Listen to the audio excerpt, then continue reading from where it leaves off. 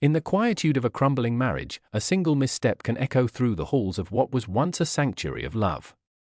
Follow the unraveling journey of a wife, torn between the remnants of her past and the allure of a new beginning, as she navigates through the complexities of betrayal and redemption. My wife had once cheated on me.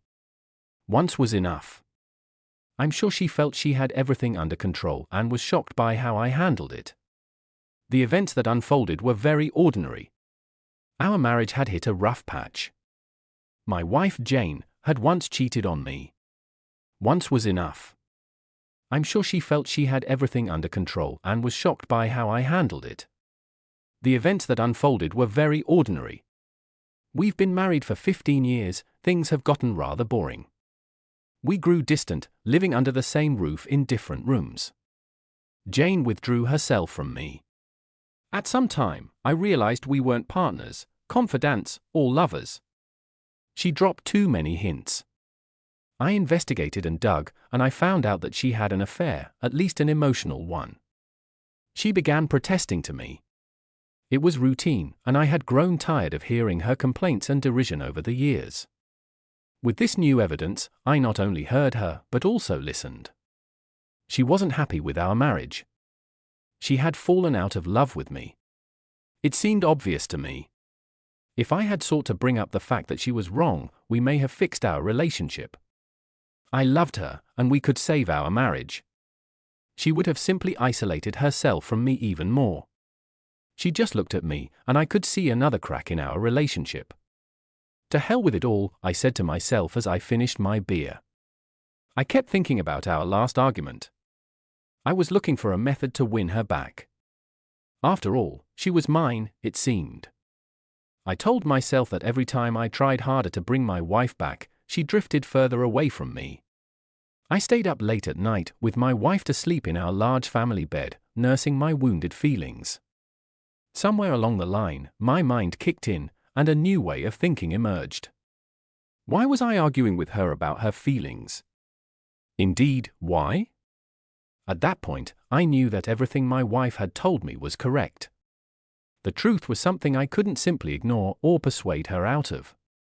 She was sharing her emotions with me, and here I was battling with her, telling her she was incorrect.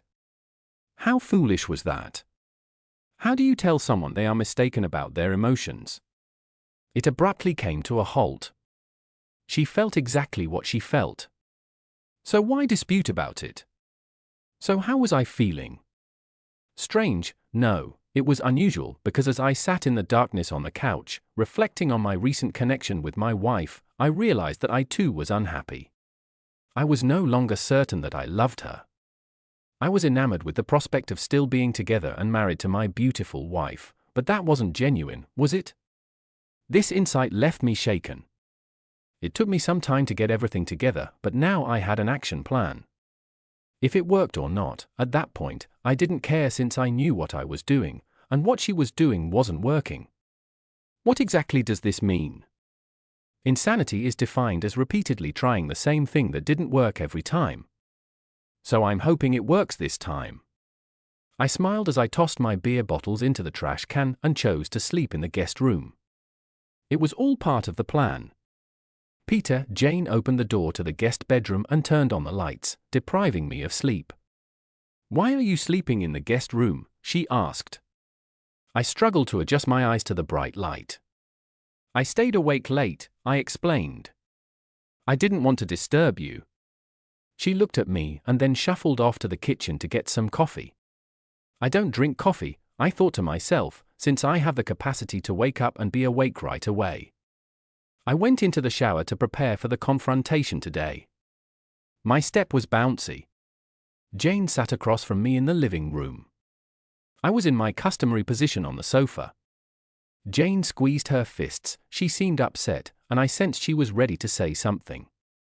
"Peter," she started, "this is not working. I'm disappointed that I lost, and I don't think I love you anymore," I said and glanced at her. She stopped and then proceeded, "Peter, I know we've been together a long time, but I believe we should seek a divorce." The term remained in the air. I smiled as she nervously looked at me. "That sounds nice, dear," I said. She blinked. Peter, have you heard me? I nodded. Yes, I heard you. You think it's not working, you do not love me. Do you want a divorce? I agree, so do you understand? Now she was perplexed. I stood up and approached her. I kneeled down in front of her. Jane, I cannot change how you feel. You do not love me. How could I argue against that? Could I inform you that you were mistaken? No, you do not love me.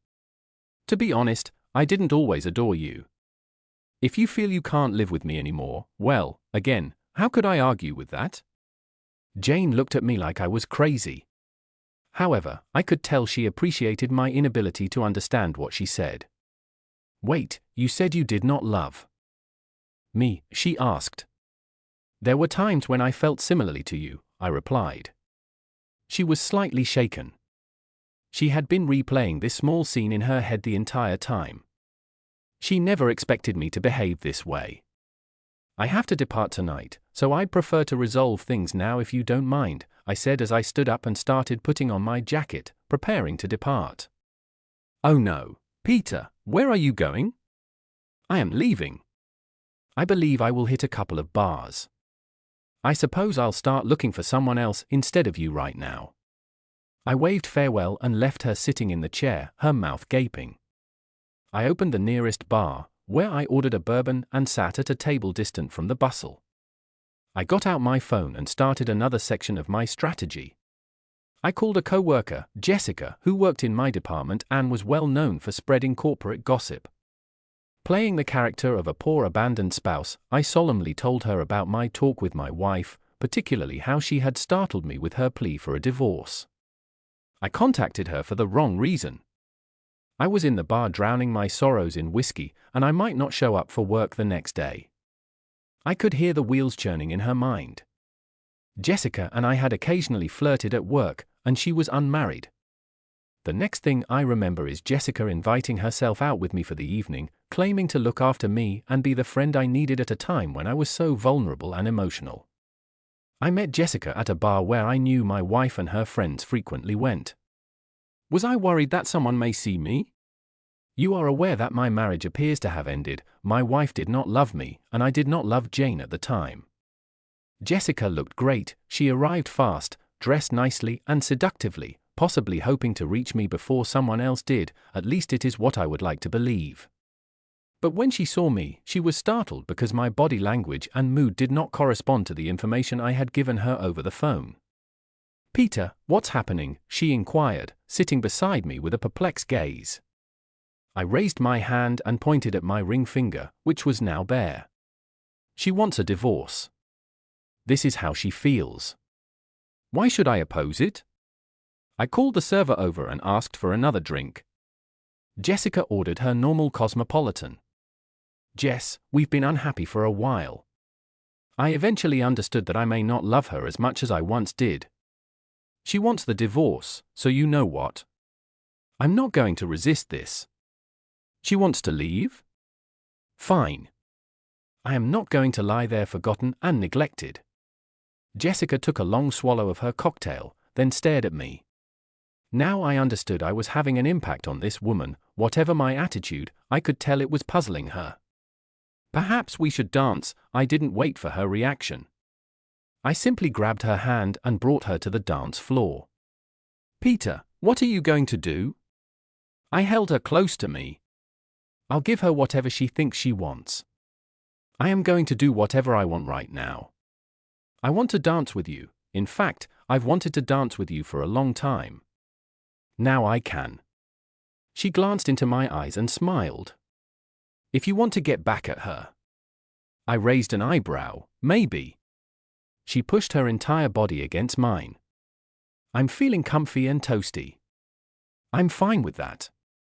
She exhaled. We lost track of time. It was so lovely not having to call home to let Jane know when I'd be back. Jessica was entertaining and intelligent, and we flirted all evening. She was totally mine. She knew it, I knew it, but I did not take her home with me. It felt great to know that someone desired me. My wife had injured my ego, but Jessica had strengthened it. Furthermore, I believe Jessica was a more lovely woman than Jane. We kissed in the parking lot near her car.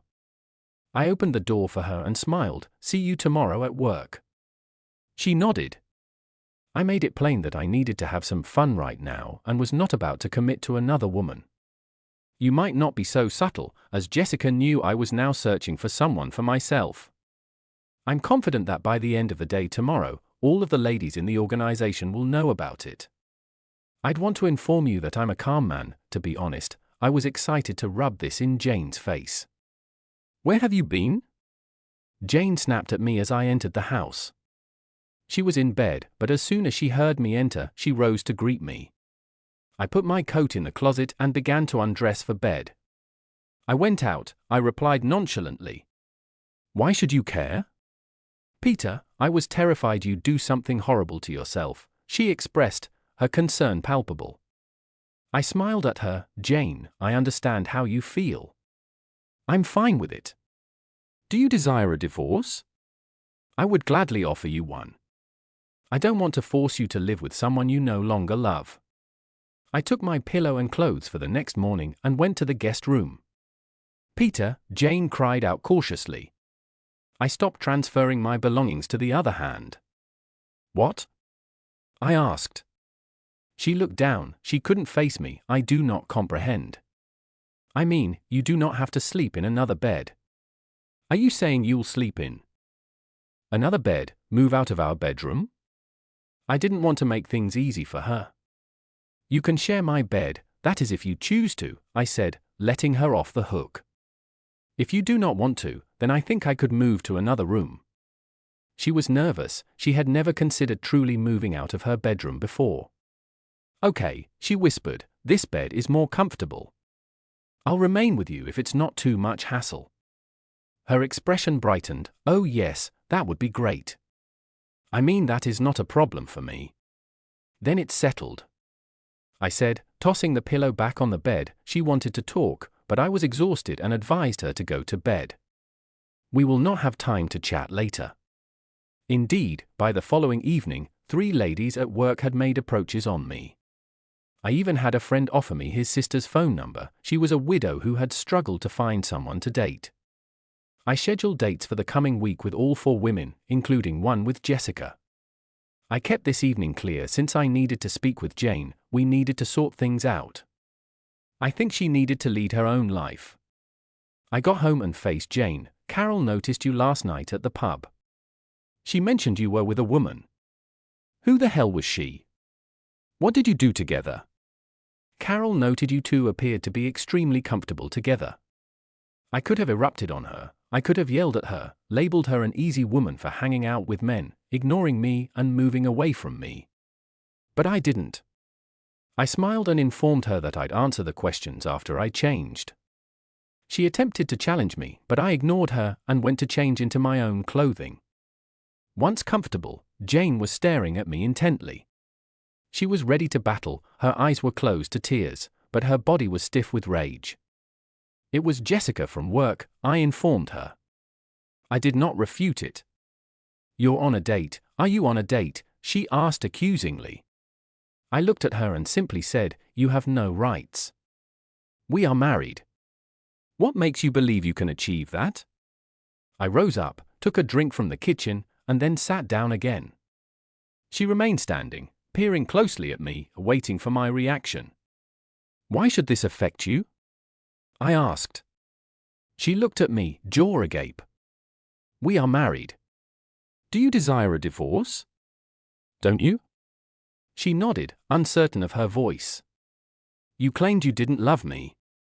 I corrected her. "I agree with you. Jane, you are no longer in love with me.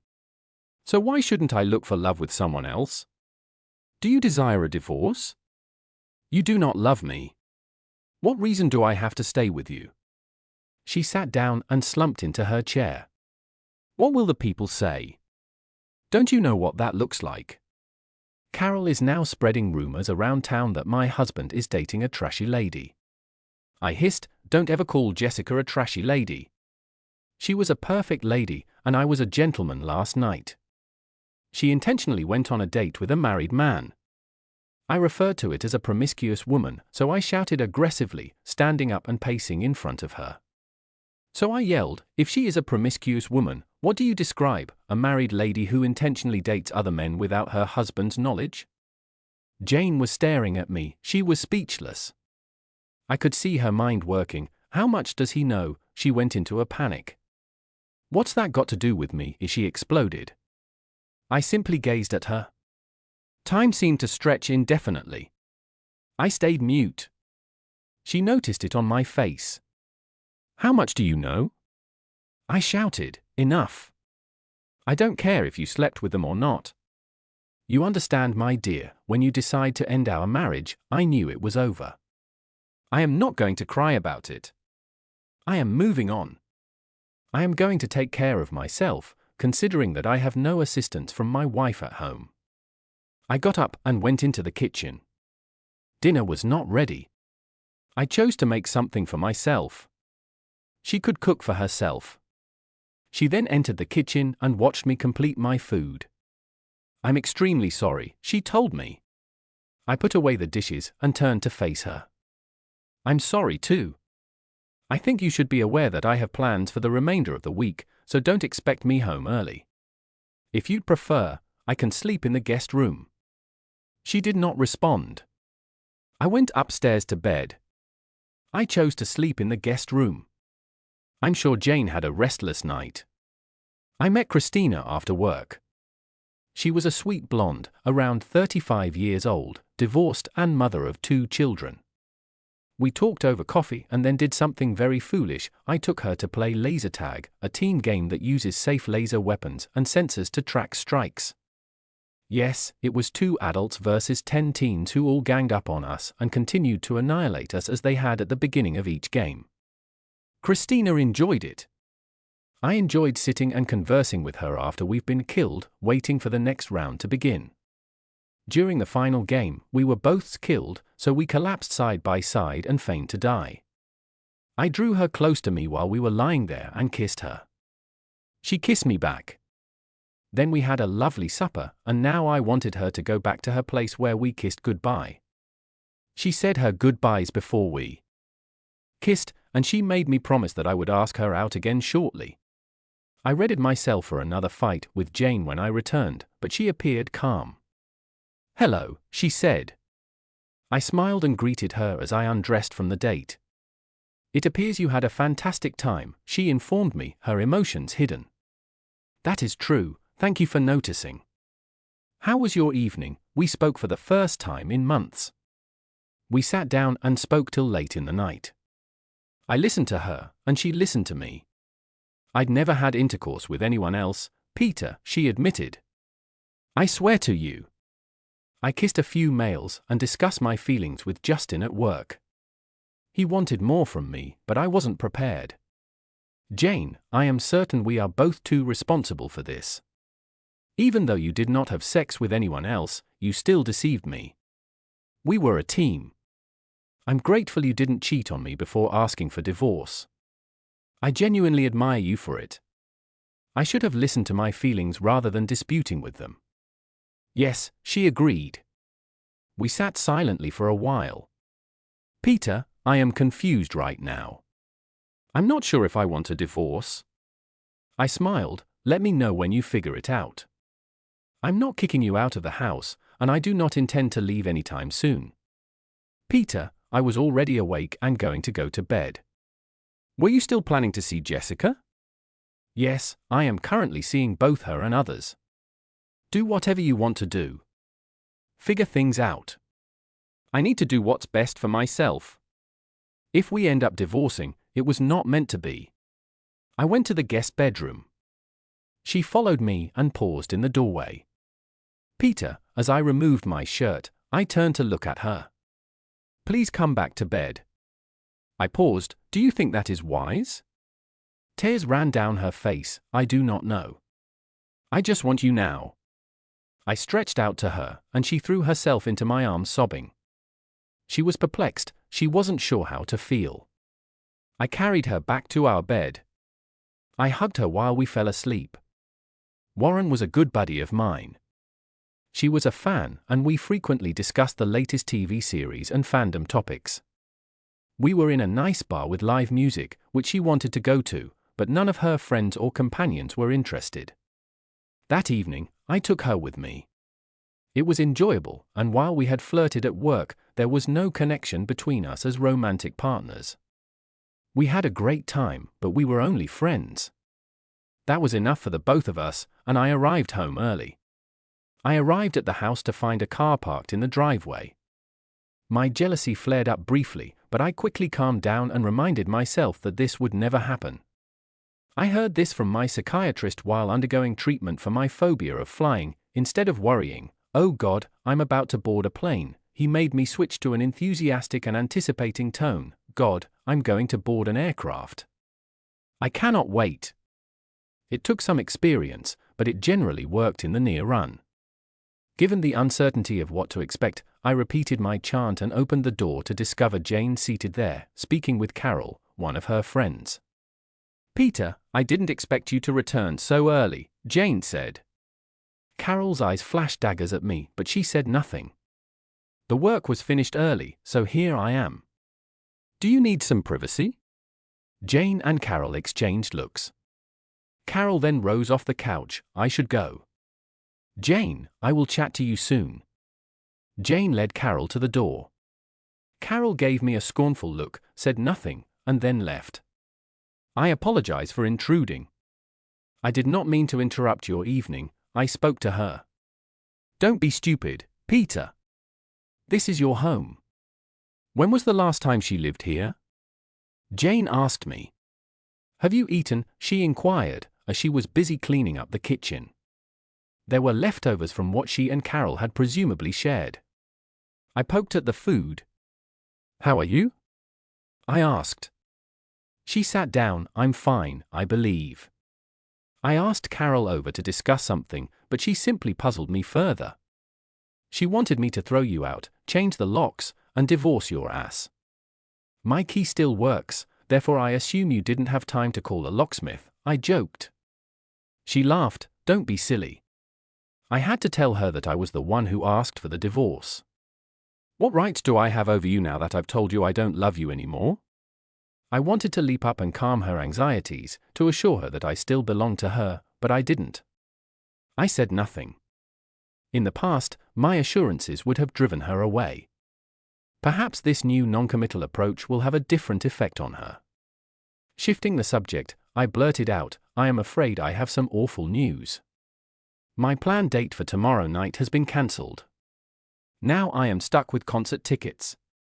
Maybe you'd rather go with me than another girl?" Her expression brightened. "Oh, Peter, I'd love to, I mean if you want." I shrugged, "So I could offer these tickets to someone at work." "No," she replied firmly, "I mean I'd be thrilled to go." "Do you want to travel with me?" I asked. She flushed and nodded. "Are you certain?" I inquired.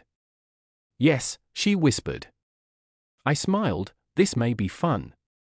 I broke the news to Heather. She was disappointed, but that is life in the dating world.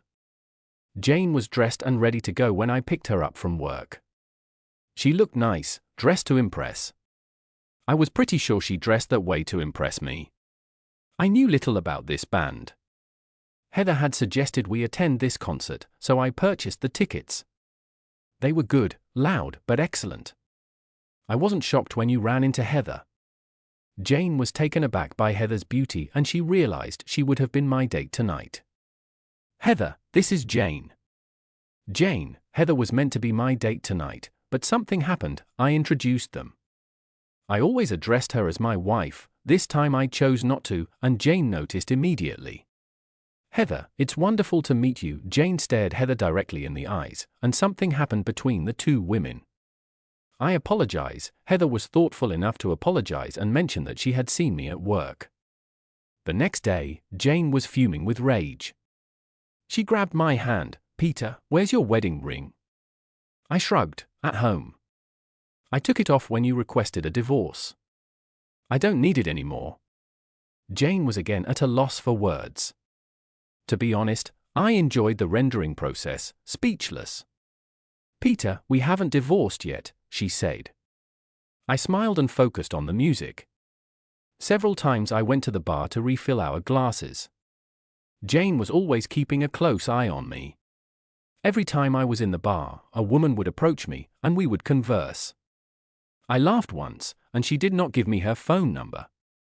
Jane saw everything but said nothing. Actually, I am not a womanizer. I can flirt occasionally, but I've always been respectful and never pushy. After Jane requested a divorce, I freed myself to be free. I learned I had a fairly blunt way of flirting, and now that my control was gone, I realized I didn't have to hold back. I wasn't the most attractive person around, but I was always clever, and I discovered that ladies liked my sense of humor and candor. Jane noticed me doing something for the first time in a long while. I believe it astonished her, but she must have recognized that the same tricks, movements, and flips had previously captivated her heart. Tonight, I believe she recalled exactly that. She remained silent all the way home. I too was mute. When we arrived home, we proceeded to prepare for bed. "Peter, where's your wedding ring?" I pointed to the sock drawer in the dresser. She walked over and opened it. She reached in and pulled the gold ring out. She stared at it and then at me. The weight of the symbol impacted her, causing her eyes to well up with tears. "It is yours now," I told her. "I believe you should toss it away or sell it." She stared at me. "What shall I do with it?" She asked hesitantly. "I believe whatever you want." The ring symbolizes our love for each other and our marriage. It was once used as a shield, signaling to others that the wearer was unavailable. I really doubt that most people understand and comprehend what this symbol means. I know that this ring helped me avoid other women. I hope your ring does the same for you since you opted not to live with me anymore.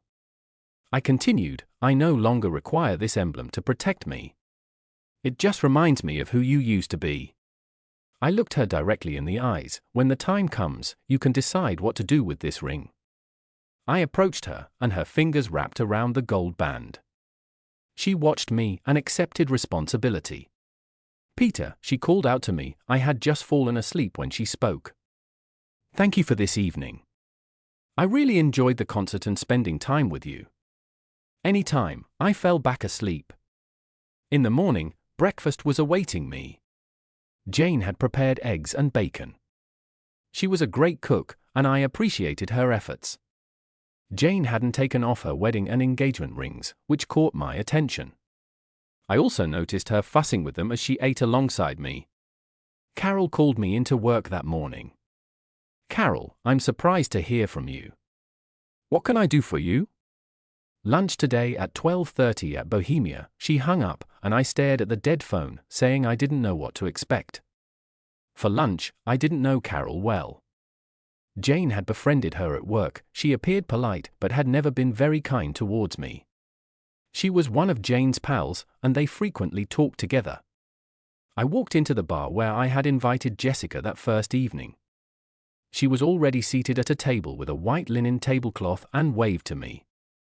Her expression was stiff and angry. This talk would probably not be nice. Carol glared at me as soon as I sat down. After my order was taken, "What the hell are you doing? Jane is in anguish, and you are pulling this ridiculous stunt by dating other women in front of her." For the first time, I felt myself blushing. It was a combination of humiliation and wrath. I hurriedly sealed my mouth to avoid saying something I would later regret. I recognized right then that anything I said or did at this meal would be reported directly to Jane. I took a moment to regain control over my emotions. "Carol, how much do you actually know about Jane's situation?" I asked, trying to steer the conversation away from my actions. "I know her husband is acting like an idiot," she hissed. People around us looked our way, but I remained calm. "Carol, quit talking rubbish," I said firmly. "Answer my question honestly, and I will answer yours. I have nothing to conceal, do you?" Carol swallowed and was pleased when our server brought her food. At that very moment, I sat and waited. "Jane is confused," Carol said, her tone softer. "She's so confused that she wants to see other men to clear her mind." I raised an eyebrow. Carol, it seems to me that you and your friends are stepping in to help her sort out her marriage. But why? What gives you the right to interfere? Carol was silent, really considering my words. Jane is my friend, she finally said. And so what? I countered. I should be her best buddy, her lover, and life companion, don't you think? If she was having problems, shouldn't she have talked to me first? Shouldn't she have come to me to resolve things? Instead, Jane turned to her friends, who appeared to be such decent and responsible people that they took her to places where she could work out her feelings with other men. Men who seemed unconcerned that they were kissing another man's wife. Carol turned pale, and it appeared that she had abruptly lost her appetite. But I am her friend, she gasped. From where I am sitting, I continued, you're just another naive so-called buddy who wants to interfere in other people's affairs. Let me ask you a question, Carol. Were you ever married? She shook her head no. Have you ever been married? Another shake. Do you hold a degree in counseling? I pressed on. Carol replied with a no once more. So, what gives you the right to advise someone on marriage? You've never been married, so how do you know what it is like?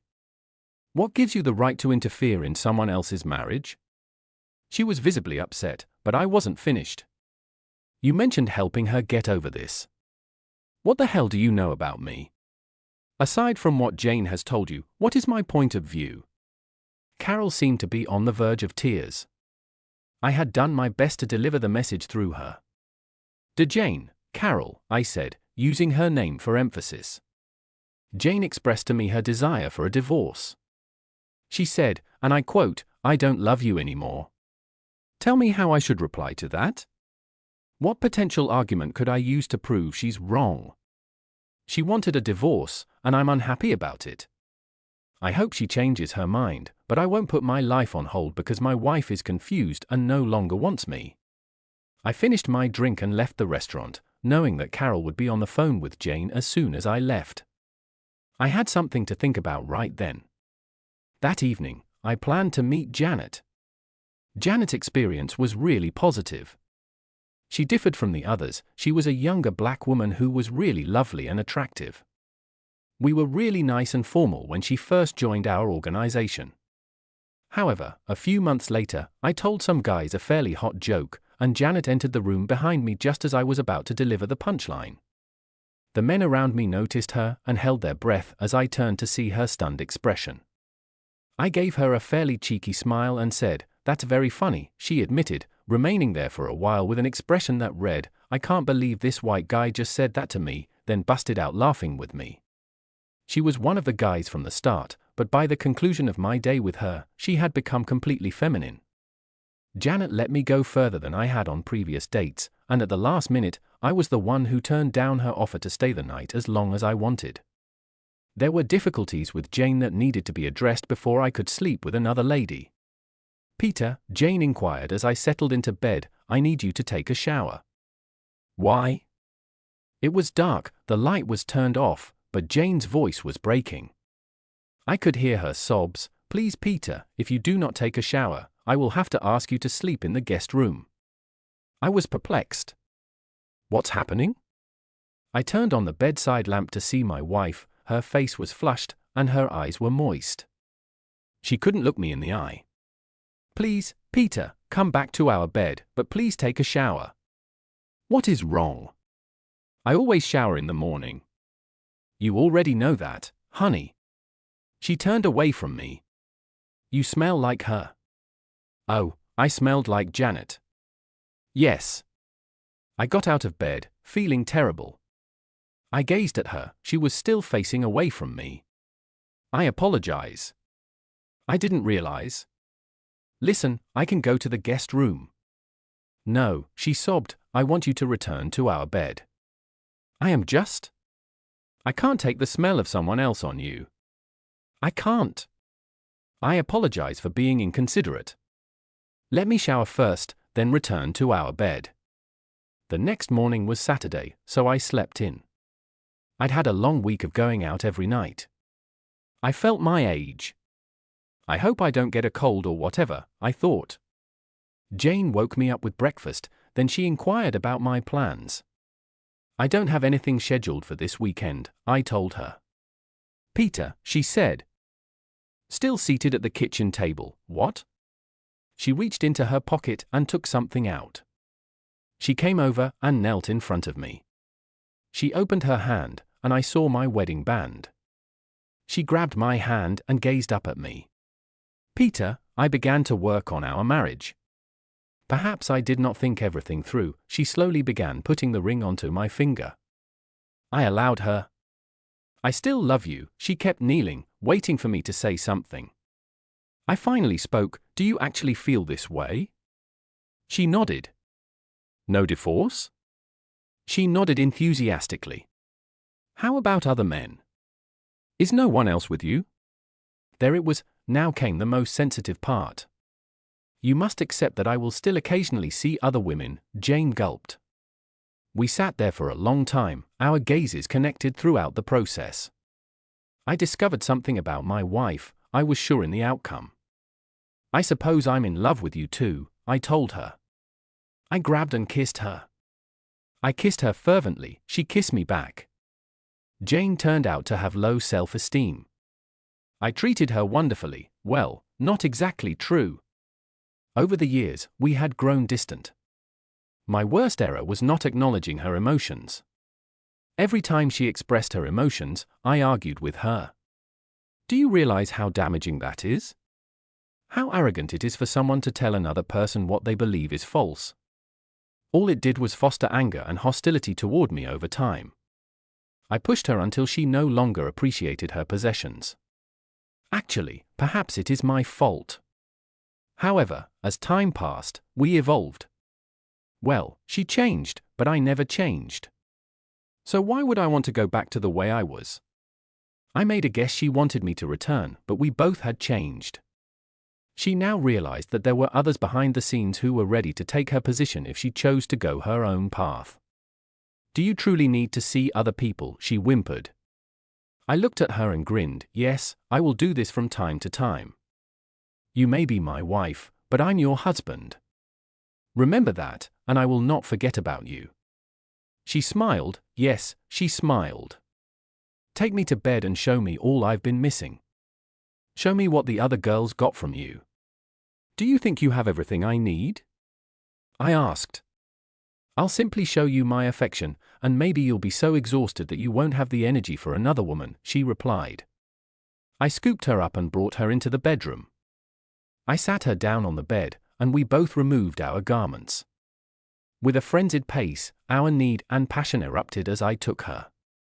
She then took me. Then she took me again. She learned somewhere along the road that because of my stamina, I hadn't slept with any of the other ladies. After 15 years, my wife understands what I can accomplish in bed. For the remainder of the day, she gave a knowing smile. I remained mute. What happened on my dates was not something I brought up, neither did she. It was a period in our lives that was best left behind. From then on, I stopped asking her about the men she had kissed and talked to.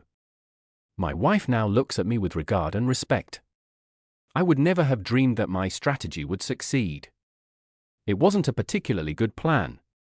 Initially, I was stubborn, to give her the gratification of seeing her hurt her spouse and request a divorce. When I observed how she reacted and accepted that I was seeing other women while she sat at home waiting for me, I decided to pursue my idea further. I gained her back by keeping my distance from her.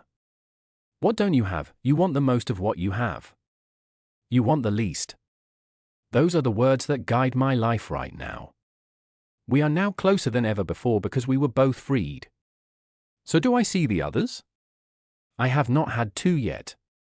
The first clue that Jane is reverting to her former self will lead to our next date. I understand this, she understands this, and we collaborate to not only listen to each other, but to genuinely hear. I am shocked my husband ended our relationship because of a foolish joke. Have you ever been in a situation when a light-hearted joke among your friends became out of control? So that's what happened to me, and now my hubby no longer wants to see me. It all began with a foolish prank that we imagined would elicit laughter and fun, but as the joke progressed, it crossed a line that we had never intended to cross. Some things are best left as is since you don't know what will happen. It's so horrible that I opted to commit a childish and reckless conduct solely to make my hubby envious. You know the term, let bygones be bygones. I should have used it, not. My spouse, who was not involved in the hoax, was extremely upset and betrayed by my actions. Despite my apologies and attempts to make things right, he refuses to even speak to me. It's a heartbreaking reminder of how a careless deed can have major ramifications for our relationships. I never expected that a single joke could create such a schism between us. Now I'm left to deal with the aftermath and try to heal the harm that has been done. I never imagined that one day I would be one of my alpha husband's cruel revenge. You know, when you're too carefree, you wind up doing things that will wreck both your and the other person's lives. I wasn't sure what I was doing. I thought I was just having fun, but apparently, the fun had me instead. A minor error redirected me back to the terrible pit I thought I had fled. I regret the day I made that error. I didn't think my spouse would find out. We were playing a game, just having fun with a few buddies at a party. I didn't realize that what I thought was a game was actually cheating. The worst part was that I had to learn the hard way. My pals duped me into doing things I thought were innocent and entertaining, which ended up ruining my life. I know someone who had a similar experience or was in the same circumstance as myself. How did you pick up the broken pieces and make things right in the situation? I know my hubby is quite sensitive and dislikes foolish jokes, but I went ahead with it. I thought we were all having a good time, but he took the joke personally and reacted cruelly. I deeply regret ever starting the prank game since it has put me in a difficult situation and taken away the love of my life. I still don't know how to make John understand that it wasn't my aim to hurt his sentiments and try to mend our relationship. So, I was married to John Johnson, male 33, female 33. We initially met at the Cheesecake Factory in Dubai. I'd gone there since I was craving some cheesecake. The Cheesecake Factory is my favorite restaurant, but I'm not sure what happened to the bakers that day because I received a very awful cheesecake, which was a disappointment for me. So, I demanded to speak with the manager because the cake tasted like it had been cooked 5 days ago. While I was disputing with the staff, John approached and volunteered to assist me. I informed John of my problem, and he graciously took it seriously and directed the personnel to resolve the situation. I'm not sure if it was my fortunate day at the moment, but everything was going well, and they even gave me a free cheesecake. John requested my phone number in order to apologize for the inconvenience. I informed him he didn't have it, but the guy helped, so I gave him my number. 3 days later, he called and asked that we meet at a restaurant in Berkshire Heights. I wasn't sure if I should approve or refuse the request, but I decided to agree regardless. So, we met, and we really clicked. Our souls clicked, and we spoke as if we were getting to know each other. He then revealed that he is the genuine proprietor of the Cheesecake Factory. I enjoyed how humble he was and how he treated my situation as a priority when I had a disagreement with the employee about the cheesecake. We started getting along and interacting more over social media, particularly WhatsApp. He was an excellent counselor, really intelligent, personable, and all that. I liked him the first time we spent time together. Was it too early for me to develop feelings for him? I mean, is there a set time range for someone to fall? I didn't know how to disclose my love for the guy, so I chose to just go with the friendship flow, even though it wasn't pleasant having to constantly communicate with this person and occasionally going out with him while knowing you have strong feelings for the man. Our friendship grew deeper with each passing day, even though I had a great crush on him, which I had confined to a small cage. At the very least, we were friends and spent more time together. I wasn't used to Dubai, so he'd take me around to different ice cream shops. There was this weekend when he stopped by my aunt's place and invited me to accompany him somewhere. I didn't question much, so I went with him, only to discover that we were going to Jumeirah Beach Residence, which was 35 minutes away from Berkshire Heights. We were pals for about 6 months before I couldn't keep it together any longer, so I told John my feelings.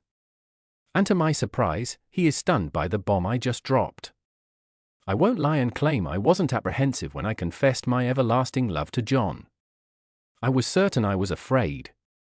We went quiet for a few moments when my mind and emotions had given up hope that he would accept my proposal, but little did I know the person was truly processing what I had told him. So, we kissed, and I froze. I honestly couldn't believe it. Do you know? So that's when our romance began. I didn't regret professing my affection for John. I mean, he was an excellent partner to me. I couldn't imagine having anyone else as a partner except him. Yes, we had our ups and downs, but we were able to overcome everything. John was a God-fearing man, but I wasn't. However, we respected each other's views and religions. We supported one another and decided to grow old together through thick and thin, darkness and brightness. I love John with all of my being, and I still do, which is shocking given the harm he had inflicted in my life. After a year of getting to know each other, he decided he wanted to grow old alongside me, so he proposed in front of our family and friends. I was the happiest woman alive, and everything was running well. John handled everything for me. We were married 3 months after he proposed, despite the fact that our marriage was short-lived. He made me an honest woman.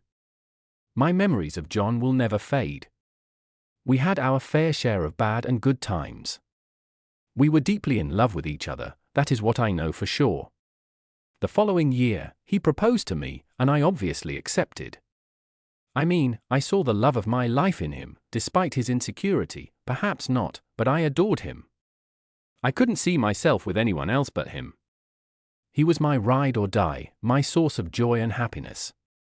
I fell hard for him every day, unaware that my small, stupid mistakes would cost me everything, including my love.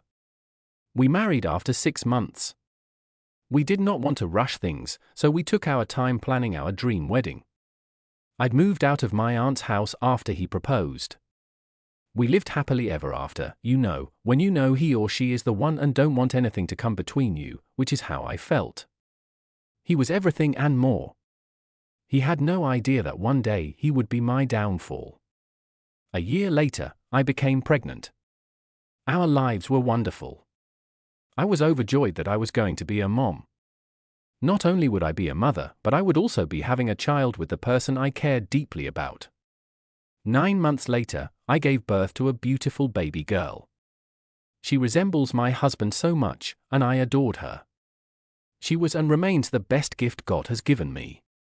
A year later, I invited my aunt and her husband to my marital house since I was planning a surprise retirement and welcome back party for him, now that he would no longer be working overseas. But when I returned home, I wanted to appreciate him while he was still alive. That man did so much for me, he was the best uncle and father I'd ever had. Both Uncle John and my aunt deserve to get their roses while still alive. During that year, John began acting strangely. He was no longer spending time with me, but rather taking our daughter alone and claiming it was a daughter and daddy bonding session. That was a lame excuse because things were no longer fun at home. It was like we were forcing things, even though our conversations were no longer fun and full of happiness. I suspected he was cheating because when I confronted him about his unexpected behavior, he looked at me as if I had grown horns or was insane. So, I decided to inspect his gadgets. Perhaps he was using them, but I discovered nothing. I knew and felt that he was hiding something from me, but I couldn't get myself to think that whatever he was hiding was genuinely about me. One summer evening, I was preparing for my uncle's retirement party, welcome home party. I had told John that I would be having a party for my uncle, therefore, I needed him to be there to help me. He had promised me that he would come home early that day, but he did not follow through. Why was I surprised? Because he had been absent for a few days. He would leave for work early in the morning and return late after our daughter had gone to sleep. When I asked him about it, he said he was busy at work. I couldn't shake the nagging feeling that something was wrong. I kept wondering why John was so distant and gone lately. Yes, I found out that he was not cheating, but there was something that had made him too busy for his wife because even our intimate moments were no longer the same. It was as if he was doing it to satisfy himself rather than the two of us. I wanted to find out what his problem was, but I just didn't know where to start. I had thought I knew John, but his behavior showed me that I didn't know him at all. So, as the guests were arriving for my uncle's party, my uncle and his wife came, but I noticed that my uncle was a bit off as he tried pretending to be happy. I approached him on the side to chat with him, so I asked him what was going on. I thought he was sick or something, but that was not the case. He had recently opened his coffee shop with the money he received on his last day overseas. About a month later, John returned from work and gave me an invitation to his friend's wedding, so he asked me to be his +1.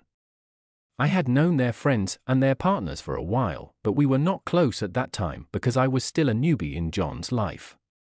I accepted the invitation, and I knew that I had to find a stunning dress to match with my husband. The big day came, and I looked really fabulous in my dress. I was introduced to some of the groups that I had not previously met, and I do not want to lie, they have a vibe with great energy. Time went on, and John decided to celebrate his birthday by hosting his friends for a birthday lunch. I didn't have a problem with that. I knew that it would offer me a chance to get to meet his other friends and their partners, so I was looking forward to it. John had been a sweetheart at the time, and he was less likely to attend business meetings in a hotel as much. I had wanted to spend time with John on his birthday, but the bright idea was not a bad one. His birthday came, the friends came, and we were having so much fun. Conversations were flowing, we stayed together until very late, but we were enjoying everyone's company. The girls came up with the idea of pranking our partners or playing a dare game in which you must reveal your deepest secret or tell us about your life and how intimate your moments with your partner are. I wasn't sure about those ideas, but they sounded fun, so I agreed to participate. Also Brie, I had no idea that even though we didn't play it on John's birthday, it would get me in trouble. 2 weeks later, a married couple who are John's acquaintances invited us to their 10th year anniversary. I was really happy for them, you know. I had wished that I would also get to 10 years of marriage with John, but I didn't know that it would actually end on the 3rd year of marriage. We respected the invitations and made sure to dress the part and fit the theme. Peter, male 36, and Christina, female 34, the married couple were the epitome of a perfect match. Their love was so precious and pure. I just loved how they loved each other and did everything together. It all started innocently enough, as these things usually do.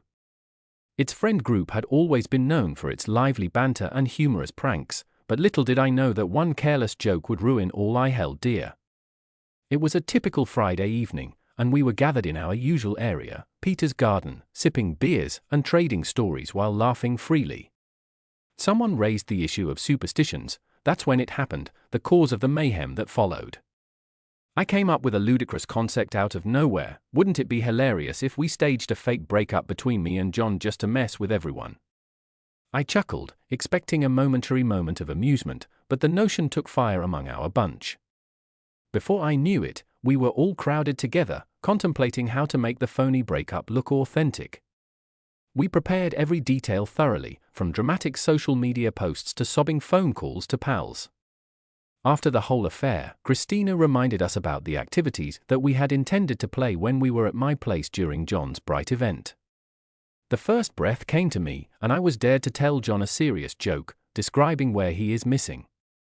I knew that that was a tough one, but I had to play it. You know, in my head, I was telling myself that it was only a game, and nothing would happen. So, I should play.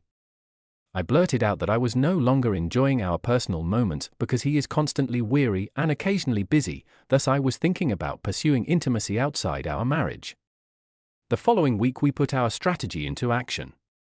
I feigned to be distraught, sending cryptic messages on social media about loss and betrayal. John played along, assuring our worried friends and family members who were unaware of the game. The game was a lot of fun, but I had no idea it was like playing with my marriage because it didn't end well, and I now regret taking the challenge. Initially, it was all in good fun. Our pals fell for the ploy and offered compassion and support. But as the days progressed, I realized the significance of our actions. John became distant, his once warm and friendly manner was replaced by a frigid indifference. He avoided me and hardly said more than a few words at a time. I tried to dismiss it as part of the performance, but deep down, I sensed something had shifted between us. Finally, one evening, John sat me down for a serious talk. His eyes were filled with pain and sadness as he admitted that he couldn't get over the feeling of betrayal. He couldn't believe I could make a joke about something as sacred as our love. I couldn't understand why he was so fired up because the game instructions were straightforward, it was simply a game, so we were joking. But he took it to heart. We got into a violent dispute over what I said at Christina's place, it even impacted our daughter.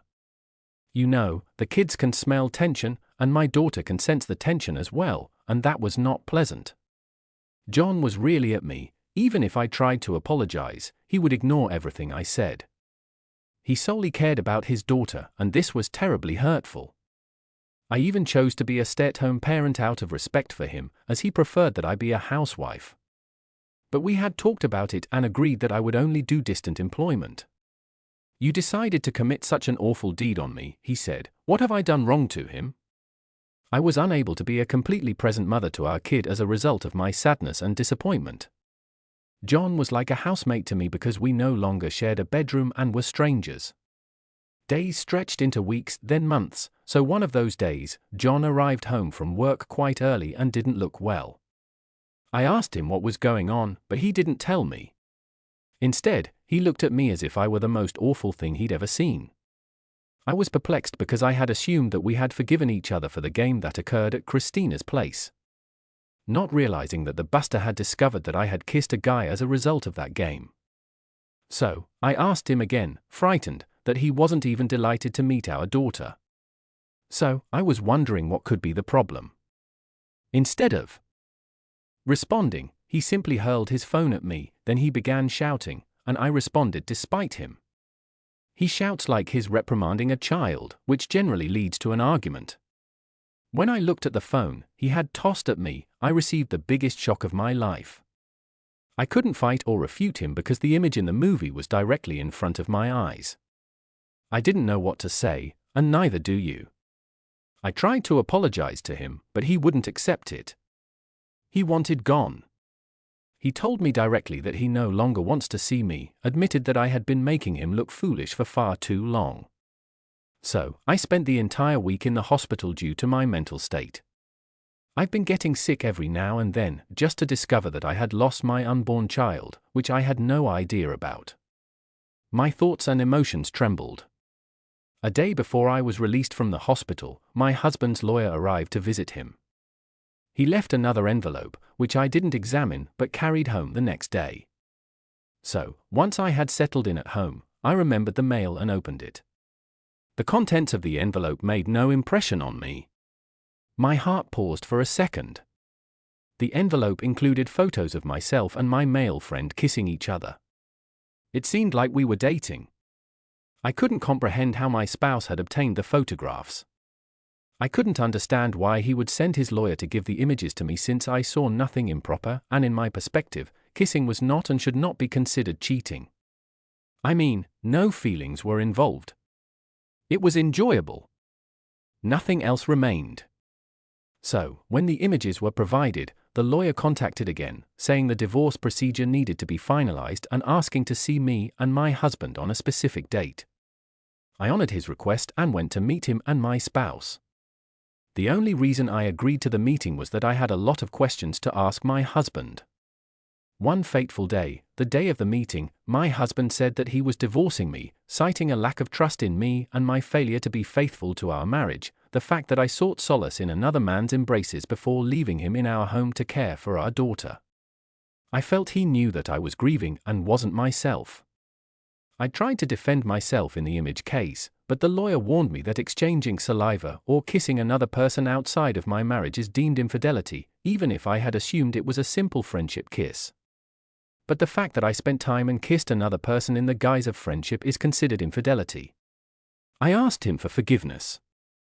I wept and acted like a lunatic, but he just didn't care. I had no idea and never considered it cheating because the guy and I were just friends. I didn't think of him as anything other than a friend. I adore my husband, but I suppose the only thing I have never done is honor my wedding vows or him. I didn't know. For a time, I was delighted. The next day, I was upset by our quarrel about the joke and turned to drink for comfort. The drink compelled me to do something I thought I was doing for fun. I suppose nothing remains in the dark. I felt so humiliated. You know, doing things for enjoyment can lead to our downfall. So, I ended up signing the documents, which meant I was actually letting go of our love vows and family. I asked the lawyer what I would get from the divorce, and he informed me that I would receive nothing other than the house I was living in. So, I requested my husband to unfreeze my accounts, and he confirmed that they were fine, as they did not have any money. I knew he was insane, but I never imagined it was to that extent. How could he have done such a terrible thing to his child's mother? I had assumed that was all, but he then dropped a huge and devastating bombshell on me, claiming that he was taking full custody of our baby and that I was unfit to be a mother. So, he accepted full responsibility for our daughter. A few weeks later, he filed for full custody of our daughter, claiming that I was unable to be a mother. In addition, he blocked all of my bank cards. I was unaware of this until I attempted to swap the card at the gas station. So, I called my advisor and was informed that my cards had been blocked. When I returned home, I discovered that he had actually stolen my clothing and thrown them outdoors. The doors were secured and replaced, so I no longer had access to the house. Mind you, at the time, I didn't have any gas in my car, so I had no idea how I was going to get home from Denmark Hill. My ex-husband was wicked and psychopathic. I didn't pay heed to the signs. I was deeply in love and believed I had found my soulmate, but I discovered my darkest nightmare and demise. I couldn't believe he did all that just for a bad kiss. It wasn't like I was dating him, but he ruined my life in the name of vengeance over a kiss. A few months later, I had to try to rebuild my life piece by piece. It was difficult for me to start again after what John had done to me. Fortunately, I got a job as a waitress at one of the neighborhood restaurants. It wasn't simple, but I had to try to pick up my life and improve. Myself. I had no one but myself, so it was time to concentrate on myself and do me. The good news was that John's parents had let me see my daughter and spend time with her every day. I wished that Carmen would visit John one day. Luckily, it did. All of his operations came to light, and he was jailed. I promised myself I would never fall in love again or develop a crush on anyone. I've learned my lesson. Do you think I handled the issue well, or was I a coward and naive to let John wreck my life in that way? Please advise me. Tears welled up in my eyes as I realized how much pain our dumb joke had caused. I begged for forgiveness, but John's heart was wounded, and he couldn't trust me again. Our friend's innocuous joke had cost me the love of my life. As I sit alone now, surrounded by the sounds of laughter that once filled our house, I can't help but question if the joke was truly worth it. Take a look, you know when someone says they're drowning in deep, murky water? I was that person. I was drowning in dirty water and unable to swim. I turned to drink to find closure when my father divorced my mother. I became just like her at the time. I realized why my mother was an alcoholic. My life had reached a low point. I had lost the only person who had shown me love and care and given me a lovely daughter. Now I had lost both my daughter and something very important to me, my company. I was miserable and desired to escape to a place free of difficulties and sorrows. 6 months later, my mother warned me not to throw a pity party since it would not bring back the things I had lost, including my daughter, but instead, it would take me directly to the morgue. And when that happens, I won't be able to fight or see my kid again. Those statements made me rethink my life. So, I utilized the money I had saved for my firm and received when I divorced to mend myself. I spent 6 months at the recovery clinic and attended AA meetings while there. By the time I got out, I was a completely different person. I had figured out what my worth was and what I sought. I began by requesting at least joint custody of my daughter, which I received by the grace of God. Then I went through a severe depression for over a year and felt I was going to die. Everything was too much for me to bear. But there was one thing I was glad of having accomplished: I had saved myself from the greedy and selfish bastard. I was grateful that my mother came through for me when John was so close. My mother found me a therapist who made house calls, which I was happy for because I didn't want to face the world. I was concerned that John might notice me and tamper with my car tires. This time it was clear that he was completely obsessed with wrecking my life. I could not leave my daughter alone. The therapy sessions lasted months since I didn't always want to open up, but I eventually sought assistance and started to advocate for myself. John was sentenced to 25 years in jail for defrauding a Chicago businessman, and further accusations surfaced as the police investigation continued. I was pleased that he was finally away from me and my family, and I promised never to believe I knew better. I promised to listen to my mother whenever she gave me warnings. After John was sentenced, I was free again. I became myself and chose to pursue my acting career seriously. I continued to work as a waitress on the side after that, but never returned to my marital home. I stayed with my mother, and our lives were quite peaceful and happy. I realized that when I was with John, I had no idea what serenity and pleasure were, since my love for him had blinded me. But today, I can confidently declare that I am free and at peace. I'm the person who set boundaries for myself and never let anyone or anything affect them. I lived my life for myself without seeking affirmation from others. But when I fell in love with John, everything changed. I lost me, became his puppet and subservient wife. I followed his orders and did everything exactly as he requested, all because of love and commitment to the relationship, despite its toxic nature. But I stayed and clutched onto the hot steel, even though it began to burn my skin. It's not easy being in a relationship when you have to compromise yourself simply to make your lover happy. It's never worked like that. Some people would be startled to learn that I still adore my ex-husband and miss him every single day. My emotions urged me to fight for our connection and find a shared solution to the challenge, but why strive to help someone who doesn't need it? It was as if he were possessed by a commanding devil, so when it came to actively managing him, he wanted to be in control as well. However, John resembled a person with multiple personality disorder, even though I couldn't confirm it. But the way he was doing things, with his manipulative and controlling tendencies, it appeared as if he was being driven by something or someone to do it in order to fulfill it. I regret not giving myself enough time to learn more about John. I mean, we didn't take long to get married. If I'm not mistaken, they went from pals to boyfriend and girlfriend to husband and wife in less than a year. Everything occurred too quickly, and I was too engrossed in love to notice anything during our dating time. Please let me know if the decisions I made were good ones. I mean, half of my heart still loves the guy, while the other hates him fiercely. My daughter occasionally wants to visit him in jail, but I refuse since I do not want anything to do with John. What shall I do? Please tip me here since I am lost and unsure what to do. I want to hear from you Redditors. What should I have done? So yeah, I hoped he'd change and become the man I'd fallen in love with. I figured he'd ultimately recognize he was the one with the problem and try to fix it with me on his side as his wife. I had spoken with him extensively about his behavior and begged him to at least see a therapist so that he could receive whatever he needed and get treatment. Instead, he would brush everything aside and disregard my perspective as if it were nothing. However, based on my own understanding and perspective, I am unsure of what I was accomplishing. I'd say it was ungratefulness and a lack of patience with my hubby. I wish things had been done differently. Yes, it is too late, but I regret every idiotic decision I've made.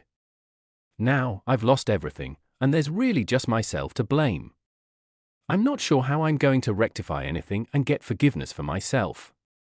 I knew everything shown that I did it willingly, even though I couldn't recall the following, but only God knows the truth. I had no idea that one joke would lead me to where I am now. Am I being foolish or naive if I say I miss John a lot? Does it mean our daughter misses him as well? I've considered paying him a visit in prison, but I'm not sure what I'll say when I arrive. Yes, I want him to be punished for being a fake and deceiving me and other people, but my heart still longs for him. I can't even tell my mother about this since I know she'll flip out when she learns about my inner desire. So, please assist me in determining how to approach both families regarding this situation. What do you think I should do? Please help me. Hello Reddit, I've always been a huge user of social media, so I think it's appropriate to publish about my issue here to ask and receive advice from you guys, as well as to share my tale. I believe some people could benefit much from it, particularly those who are already cheating or want to cheat on their partner. I'm now in a difficult place and need assistance. My name is MIA, and I'm a 30-year-old woman. I've been married to Ethan, a 32-year-old man, for 6 years. We dated for 2 years before we married. We have 2 children, Lisa, who is 8 years old, and Nicholas, a 6-year-old boy.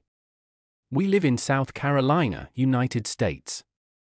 We are content with the small town we live in. My spouse grew up here, and his family is wealthy and well-connected. Ethan and I first met in an escape room. We clicked right away and became fast friends. There was simply a lovely spark between us.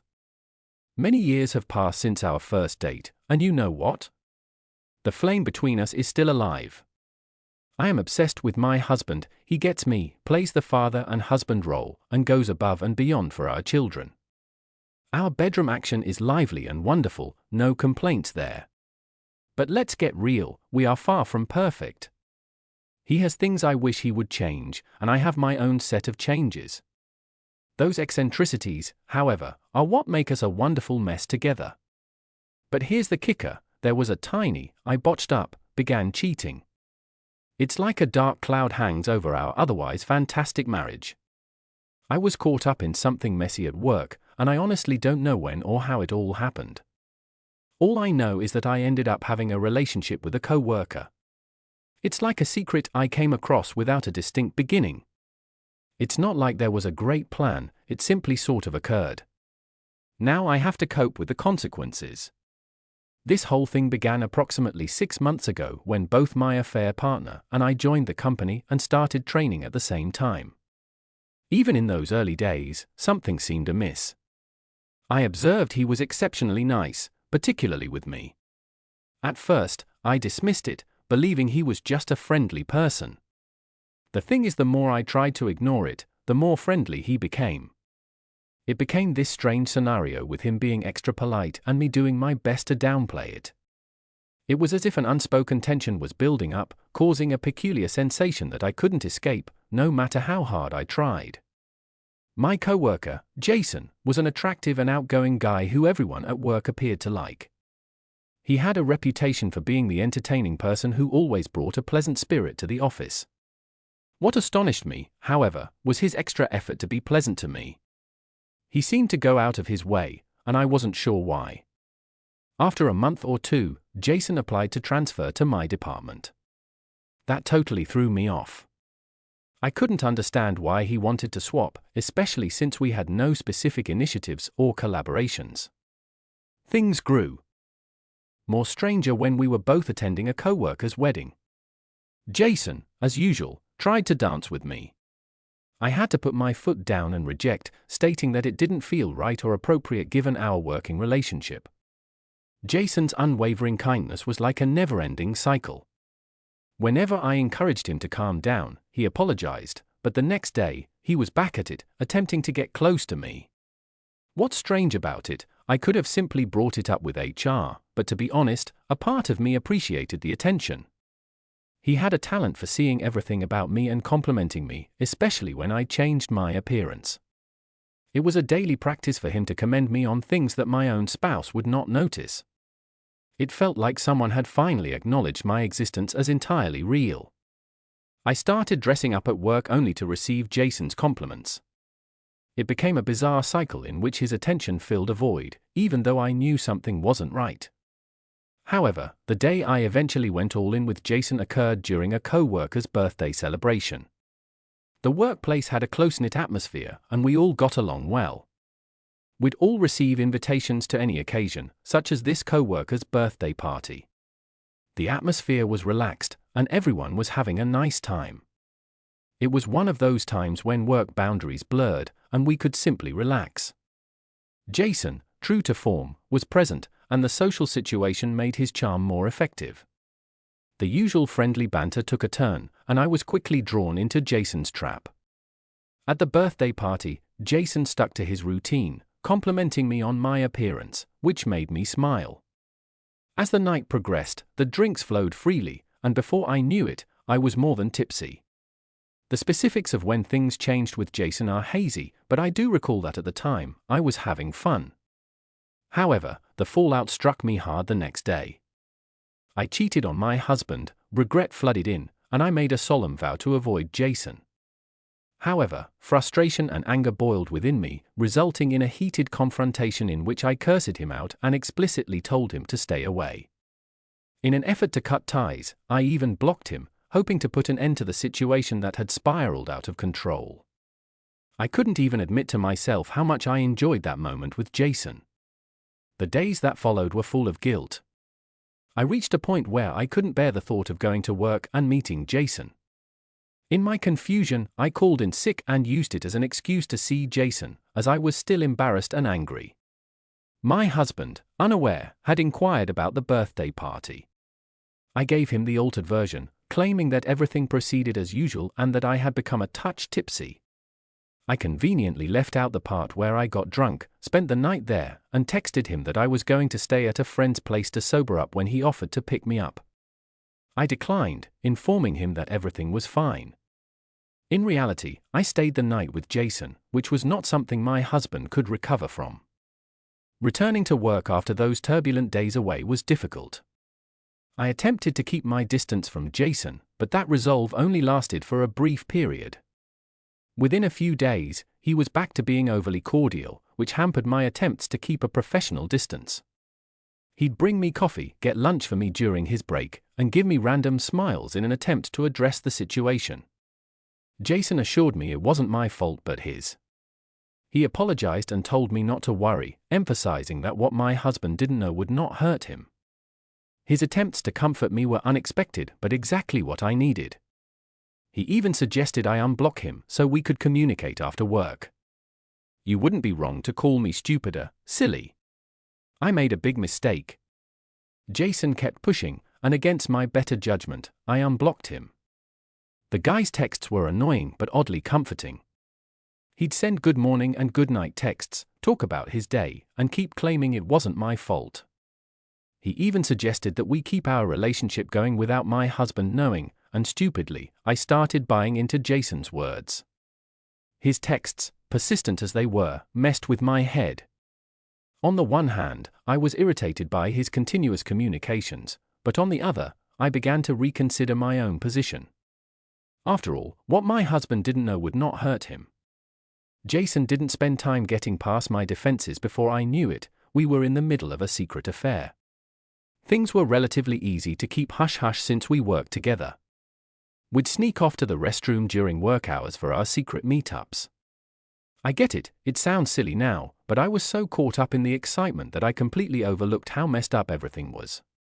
To confuse my husband, I made up a story about wanting to advance my career, claiming that I'd be working longer hours.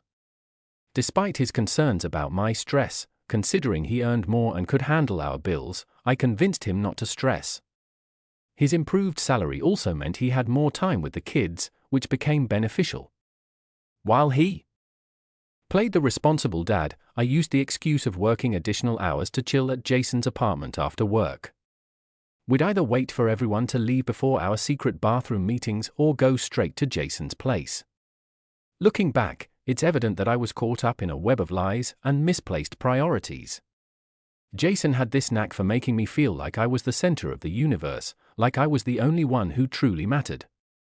I found myself smiling more and getting all pumped up to go to work. Sick days off work became a rarity. My husband saw my renewed zest for work and said he was glad I was happy, but he also pointed out the obvious: I was ignoring the kids. He was right, but back then, I was oblivious to it all. I started tuning out from parenting responsibilities, leaving all the childcare to my husband. Even when I was home, I'd hole up in our study, pretending to be engrossed in work when in reality, I was deep into texting Jason. The kids started to voice their complaints, wanting more time with me. I'd brush it off, explaining that mommy needed to work. This lasted for weeks, and my coworkers began to notice the difference. Jason and I were suddenly closer, and I wasn't giving him the cold shoulder anymore. I even went to the extent of leaving my car at home sometimes so Jason could give me a ride back to his apartment. Looking back, I realized how dumb that was. Anyone could have seen me sitting in Jason's car, and someone did see me, but at the time, I thought it was some romantic move. The entire situation had me caught up in a cloud of rash decisions and misguided romantic ideals. There were several indicators, almost like the cosmos itself was attempting to send me warnings to put the brakes on this whole situation. Looking back, it's evident that these danger flags were strewn throughout my voyage. However, I foolishly chose to ignore them. The first signs came in the form of my own shame, a persistent emotion that should have served as a warning. Then there were the moments of hesitation, those small pauses before responding to Jason's texts when I may have reassessed my actions. Even my kids' complaints and my husband's concerns served as glaring indicators that something was amiss. As if that wasn't enough, my coworkers began to notice the shift in dynamics between Jason and me, and the unsafe conduct of leaving my car behind only to take a ride with him was a clear indicator. It's almost comical how the universe threw these warning signs my way, and yet, in the whirlwind of emotions, I remained oblivious to the impending storm. It's a realization that hindsight often delivers. The universe had been dropping hints, trying to redirect my course. In my stubbornness or perhaps sheer ignorance, I chose to disregard these indications only because I liked the pleasure of my affair with Jason. My husband's sister once spotted me sitting shotgun in Jason's car while driving through traffic. It's a miracle she never told my spouse, or maybe she just forgot as she seems to do sometimes. Another possibility is that she thought she must have been mistaken since I managed to pull off a quick covert duck when I spotted her. That moment could have blown the lid off the entire affair, but luck was on my side, and the secret remained safe. Everything seemed like a typical workday until it all hit the fan. Jason and I were our usual flirty selves at work, sneaking off to the restroom for a quick intimate session during lunch. He brought me food, and we chatted like any other day. We planned to go to his place after work, so I messaged my husband, informing him I'd be working overtime for a few extra hours. He was cool with it, already home and ready to monitor the kids. Perfect, right? Jason was waiting for me when I walked to the parking lot after finishing work. A few co-workers stopped to speak, and one even inquired whether everything was good between Jason and myself. I constructed this yarn about how we'd become better friends when I realized it was wrong to give him the cold shoulder. She seemed doubtful but didn't press further, just nodding and letting the conversation wind up. Now, it's crucial to emphasize that I knew Jason wasn't exactly Mr. Clean in the lifestyle category. He had a thing for drugs, but was a functional addict. If you weren't really tight with him, you wouldn't assume it. The dude looked amazing, stayed fit, and had this bright vibe that didn't scream drug junkie. But here's the real kicker: Jason wasn't only interested in using, he also dabbled in dealing, and he kept a stash at his apartment. He tried to get me on the cannabis train once, but it wasn't my thing, so I got off it quickly and never tried it again. I finished conversing with the co-worker and went to meet Jason in the parking lot. We were hungry and decided to stop by McDonald's for some takeout. After getting burgers and fries, we went to Jason's apartment. Once there, we ate our food and watched a movie as part of our customary routine. Then we started getting intimate.